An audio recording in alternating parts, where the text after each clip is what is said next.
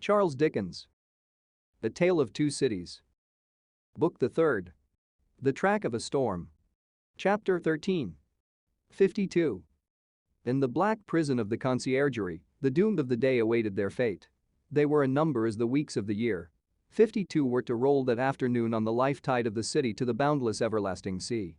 Before their cells were quit of them, new occupants were appointed. Before their blood ran into the blood spilled yesterday, the blood that was to mingle with theirs tomorrow was already set apart. 212 were told off. From the farmer general of 70, whose riches could not buy his life, to the seamstress of 20, whose poverty and obscurity could not save her. Physical diseases, engendered in the vices and neglects of men, will seize on victims of all degrees, and the frightful moral disorder, born of unspeakable suffering, intolerable oppression, and heartless indifference, smote equally without distinction.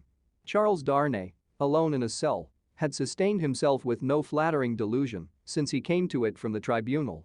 In every line of the narrative he had heard his condemnation. He had fully comprehended that no personal influence could possibly save him, that he was virtually sentenced by the millions, and that units could avail him nothing.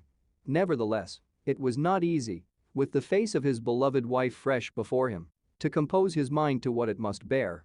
His hold on life was strong, and it was very, very hard to loosen. By gradual efforts and degrees unclosed a little here, it clenched the tighter there, and when he brought his strength to bear on that hand and it yielded, this was closed again. There was a hurry, too, in all his thoughts, a turbulent and heated working of his heart that contended against resignation. If, for a moment, he did feel resigned, then his wife and child who had to live after him seemed to protest and to make it a selfish thing. But all this was at first.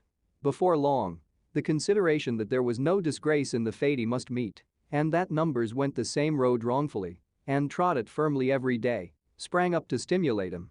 Next followed the thought that much of the future peace of mind enjoyable by the dear ones depended on his quiet fortitude.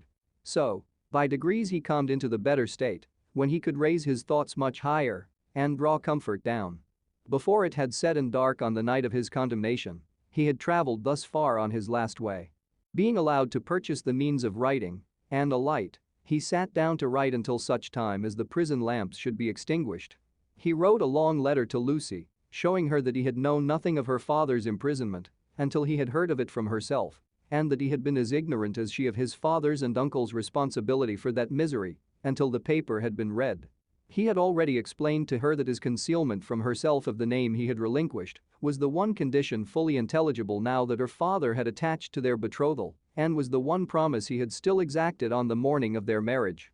He entreated her, for her father's sake, never to seek to know whether her father had become oblivious of the existence of the paper or had had it recalled to him, for the moment, or for good, by the story of the tower on that old Sunday under the dear old plane tree in the garden. If he had preserved any definite remembrance of it, there could be no doubt that he had supposed it destroyed with the Bastille when he had found no mention of it among the relics of prisoners which the populace had discovered there and which had been described to all the world.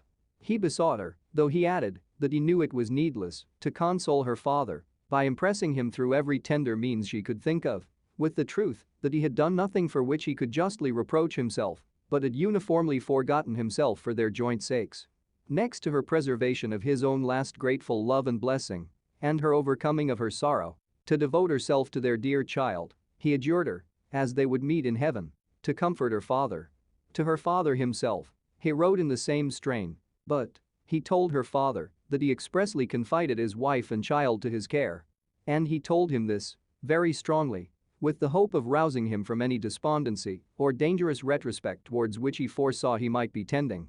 To Mr. Lorry, he commended them all and explained his worldly affairs. That done, with many added sentences of grateful friendship and warm attachment, all was done. He never thought of Carton. His mind was so full of the others that he never once thought of him. He had time to finish these letters before the lights were put out. When he lay down on his straw bed, he thought he had done with this world. But it beckoned him back in his sleep and showed itself in shining forms. Free and happy, back in the old house in Soho, though it had nothing in it like the real house, unaccountably released and light of heart, he was with Lucy again, and she told him it was all a dream, and he had never gone away. A pause of forgetfulness, and then he had even suffered and had come back to her, dead and at peace, and yet there was no difference in him. Another pause of oblivion, and he awoke in the somber morning, unconscious where he was or what had happened, until it flashed upon his mind, "This is the day of my death." Thus had he come through the hours to the day when the 52 heads were to fall. And now, while he was compassed and hoped that he could meet the end with quiet heroism, a new action began in his waking thoughts, which was very difficult to master. He had never seen the instrument that was to terminate his life. How high it was from the ground, how many steps it had, where he would be stood, how he would be touched, whether the touching hands would be dyed red, which way his face would be turned, whether he would be the first or might be the last. These and many similar questions, in no wise directed by his will, obtruded themselves over and over again, countless times. Neither were they connected with fear. He was conscious of no fear. Rather, they originated in a strange besetting desire to know what to do when the time came, a desire gigantically disproportionate to the few swift moments to which it referred, a wondering that was more like the wondering of some other spirit within his than his own. The hours went on as he walked to and fro, and the clock struck the numbers he would never hear again. 9 gone forever, 10 gone forever, 11 gone forever, 12 coming on to pass away. After a hard contest with that eccentric action of thought which had last perplexed him, he had got the better of it. He walked up and down, softly repeating their names to himself. The worst of the strife was over. He could walk up and down, free from distracting fancies, praying for himself and for them. 12 gone forever. He had been apprised that the final hour was 3, and he knew he would be summoned some time earlier, inasmuch as the tumbrils jolted heavily and slowly through the streets. Therefore, he resolved to keep 2 before his mind as the hour, and so to strengthen himself in the interval, that he might be able, after that time, to strengthen others. Walking regularly to and fro with his arms folded on his breast, a very different man from the prisoner who had walked to and fro at La Force, he heard one struck away from him, without surprise. The hour had measured like most other hours. Devoutly thankful to heaven for his recovered self-possession, he thought, "There is but another now," and turned to walk again. Footsteps in the stone passage outside the door. He stopped. The key was put in the lock and turned. Before the door was opened, or as it opened, a man said in a low voice, in English, "He has never seen me here, I have kept out of his way. Go you in alone, I wait near. Lose no time." The door was quickly opened and closed, and there stood before him face to face, quiet, intent upon him, with the light of a smile on his features and a cautionary finger on his lip, Sidney Carton. There was something so bright and remarkable in his look that, for the first moment, the prisoner misdoubted him to be an apparition of his own imagining. But he spoke, and it was his voice. He took the prisoner's hand, and it was his real grasp. "Of all the people upon earth, you least expected to see me?" he said. "I could not believe it to be you. I can scarcely believe it now. You are not," the apprehension came suddenly into his mind, "a prisoner?" "No.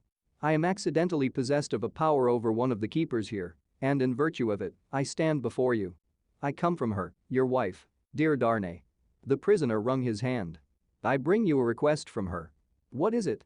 "A most earnest, pressing, and emphatic entreaty, addressed to you in the most pathetic tones of the voice so dear to you that you well remember." The prisoner turned his face partly aside. "You have no time to ask me why I bring it or what it means. I have no time to tell you. You must comply with it. Take off those boots you wear and draw on these of mine." There was a chair against the wall of the cell behind the prisoner. Carton, pressing forward, had already, with the speed of lightning, got him down into it and stood over him, barefoot. "Draw on these boots of mine. Put your hands to them. Put your will to them. Quick. Carton. There is no escaping from this place. It never can be done. You will only die with me. It is madness.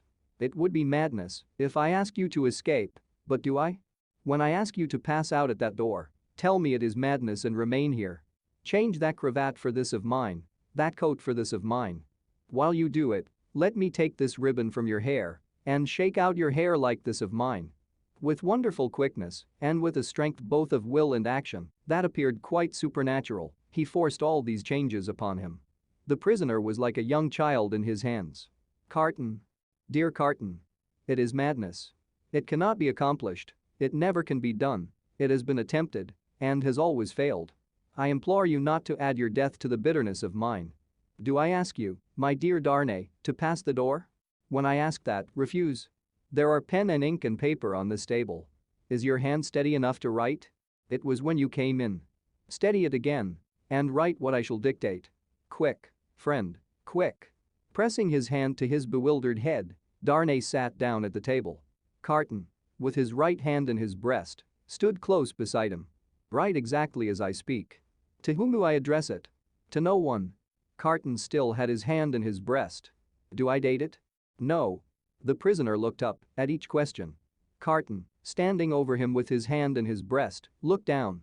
If you remember, said Carton, dictating, the words that passed between us long ago, you will readily comprehend this when you see it. You do remember them, I know. It is not in your nature to forget them.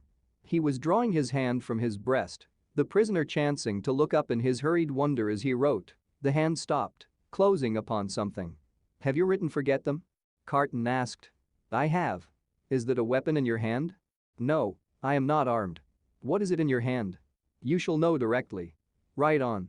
There are but a few words more. He dictated again. I am thankful that the time has come when I can prove them. That I do so is no subject for regret or grief. As he said these words with his eyes fixed on the writer, his hand slowly and softly moved down close to the writer's face. The pen dropped from Darnay's fingers on the table, and he looked about him vacantly. What vapor is that? He asked. Vapor? Something that crossed me? I am conscious of nothing. There can be nothing here. Take up the pen and finish. Hurry, hurry. As if his memory were impaired or his faculties disordered, the prisoner made an effort to rally his attention. As he looked at Carton with clouded eyes and with an altered manner of breathing, Carton, his hand again in his breast, looked steadily at him. Hurry, hurry. The prisoner bent over the paper once more. If it had been otherwise, Carton's hand was again watchfully and softly stealing down. I never should have used the longer opportunity.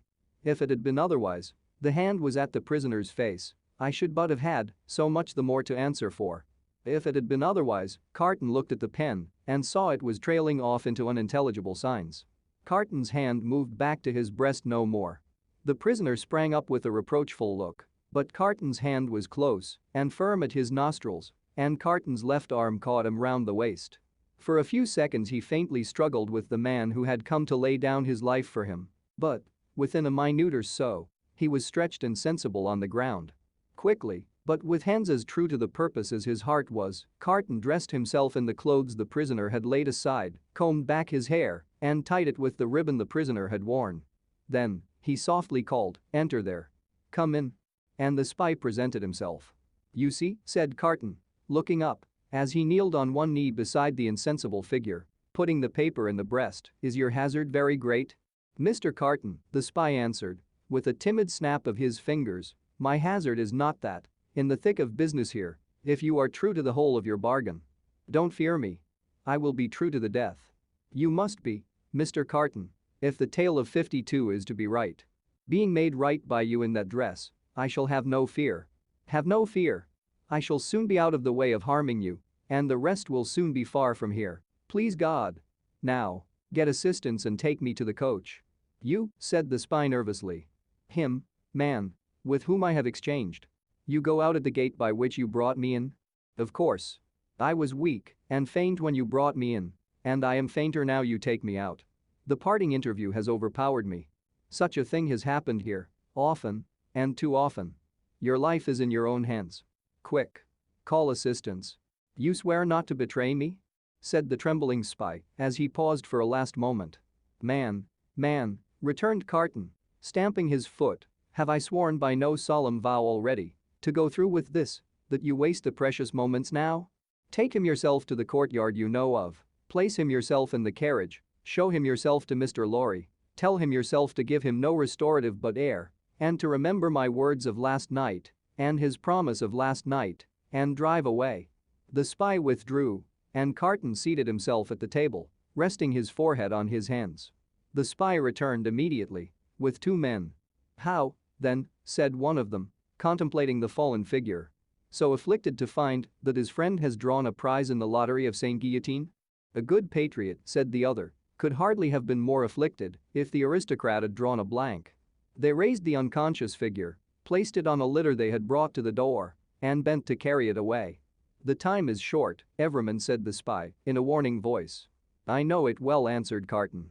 "Be careful of my friend, I entreat you, and leave me." "Come, then, my children," said Barsad. "Lift him and come away." The door closed, and Carton was left alone. Straining his powers of listening to the utmost, he listened for any sound that might denote suspicion or alarm. There was none. Keys turned, doors clashed, footsteps passed along distant passages. No cry was raised or hurry made that seemed unusual. Breathing more freely in a little while, he sat down at the table and listened again until the clock struck 2. Sounds that he was not afraid of, for he divined their meaning, then began to be audible. Several doors were opened in succession, and finally his own. A gaoler, with a list in his hand, looked in, merely saying, "Follow me, Evermond," and he followed into a large dark room, at a distance. It was a dark winter day, and what with the shadows within, and what with the shadows without, he could but dimly discern the others who were brought there to have their arms bound. Some were standing, some seated. Some were lamenting and in restless motion, but these were few. The great majority were silent and still, looking fixedly at the ground. As he stood by the wall in a dim corner, while some of the 52 were brought in after him, one man stopped in passing to embrace him, as having a knowledge of him. It thrilled him with a great dread of discovery, but the man went on. A very few moments after that, a young woman, with a slight girlish form, a sweet spare face in which there was no vestige of color, and large widely open patient eyes, rose from the seat where he had observed her sitting and came to speak to him. "Citizen Evermond," she said, touching him with her cold hand. "I am a poor little seamstress who was with you in La Force." He murmured for answer. "True. I forget what you were accused of." "Plots. Though the just heaven knows that I am innocent of any. Is it likely? Who would think of plotting with a poor little weak creature like me?" The forlorn smile with which she said it so touched him that tears started from his eyes. "I am not afraid to die, Citizen Evermond, but I have done nothing. I am not unwilling to die if the Republic which is to do so much good to us poor will profit by my death, but I do not know how that can be, Citizen Evermond. Such a poor weak little creature. As the last thing on earth that his heart was to warm and soften to, it warmed and softened to this pitiable girl. I heard you were released, Citizen Evermond. I hoped it was true? It was. But I was again taken and condemned. If I may ride with you, Citizen Evermond, will you let me hold your hand? I am not afraid, but I am little and weak, and it will give me more courage." As the patient eyes were lifted to his face, he saw a sudden doubt in them, and then astonishment. He pressed the work-worn, hunger-worn young fingers and touched his lips. "Are you dying for him?" she whispered. "And his wife and child?" "Hush. Yes.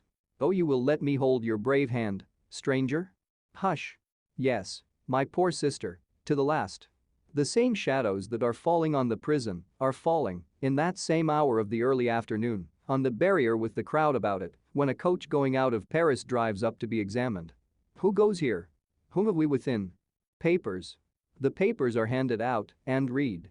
Alexander Manette. Physician. French. Which is he? This is he. This helpless, inarticulately murmuring, wandering old man pointed out. Apparently the citizen doctor is not in his right mind. The revolution fever will have been too much for him.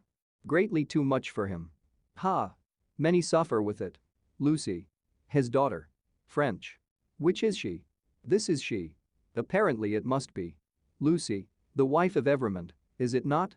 It is. Ha! Evermond has an assignation elsewhere. Lucy, her child.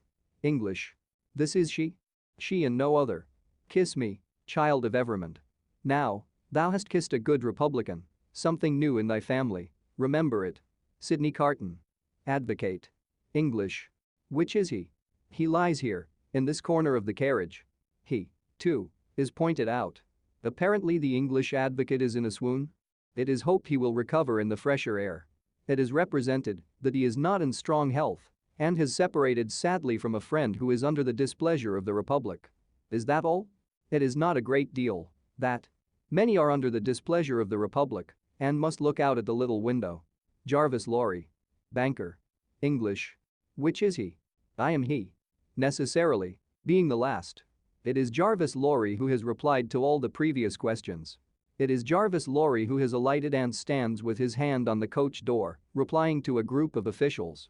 They leisurely walk round the carriage and leisurely mount the box to look at what little luggage it carries on the roof. The country people hanging about press nearer to the coach doors and greedily stare in. A little child, carried by its mother, has its short arm held out for it, that it may touch the wife of an aristocrat who has gone to the guillotine. Behold your papers, Jarvis Lorry, countersigned. One can depart, citizen. One can depart. Forward, my postilions. A good journey.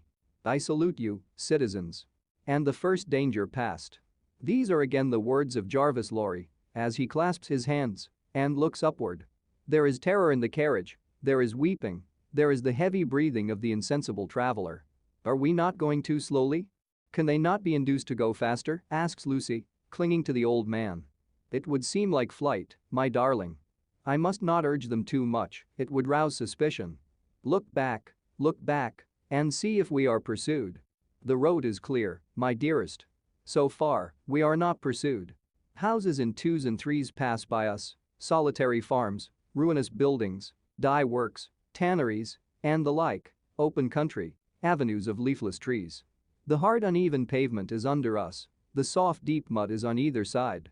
Sometimes, we strike into the skirting mud to avoid the stones that clatter us and shake us. Sometimes, we stick in ruts and sloughs there. The agony of our impatience is then so great that in our wild alarm and hurry we are for getting out and running, hiding, doing anything but stopping. Out of the open country, in again among ruinous buildings, solitary farms, dye works, tanneries, and the like, cottages in twos and threes, avenues of leafless trees. Have these men deceived us and taken us back by another road? Is not this the same place twice over? Thank heaven, no. A village. Look back, and see if we are pursued. Hush, the posting house. Leisurely, our 4 horses are taken out, leisurely. The coach stands in the little street, bereft of horses, and with no likelihood upon it of ever moving again. Leisurely, the new horses come into visible existence, one by one.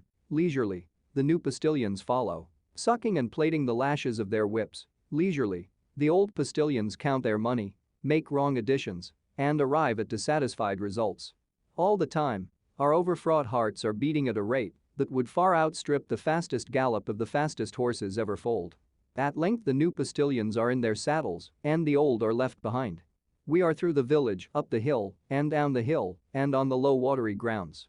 Suddenly, the postilions exchange speech with animated gesticulation, and the horses are pulled up, almost on their haunches. We are pursued? Ho! Within the carriage there. Speak then. What is it? Asks Mr. Lorry, looking out at window. How many did they say? I do not understand you. At the last post. How many to the guillotine today? 52. I said so. A brave number. My fellow citizen here would have it 42, 10 more heads are worth having. The guillotine goes handsomely. I love it. High forward. Whoop. The night comes on dark. He moves more, he is beginning to revive, and to speak intelligibly. He thinks they are still together. He asks him, by his name, what he has in his hand. Oh, pity us, kind heaven, and help us. Look out, and see if we are pursued. The wind is rushing after us, and the clouds are flying after us, and the moon is plunging after us, and the whole wild night is in pursuit of us, but, so far, we are pursued by nothing else.